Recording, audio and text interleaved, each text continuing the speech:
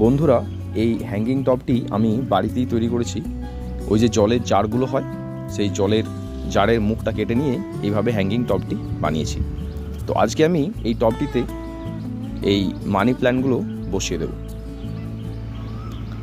বন্ধুরা, এই যে মানি প্ল্যান্টের চারাগুলো আপনারা দেখছেন, এগুলো আমি বাড়িতেই তৈরি করেছি মানি প্ল্যান্টের ডাল কেটে নিয়ে।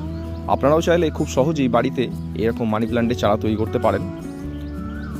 বেশি কিছু করার প্রয়োজন হয় না, শুধুমাত্র একটি পরিণত ডালকে কেটে নিয়ে ভেজা মাটিতে পুঁতে দিলেই খুব সহজেই সেটা চারায় পরিণত হয়। এই টবটিতে আমি 3টে চারা লাগিয়ে দেব।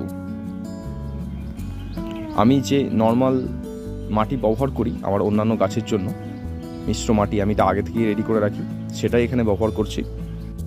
এবার জল দিয়ে দিচ্ছি, তাহলেই আমার কাজ শেষ। এবার এটাকে আমি আমার সুবিধা মতো জায়গায় ঝুলিয়ে দেব। বিনা পয়সায় আমার হ্যাঙ্গিং টব একেবারে রেডি।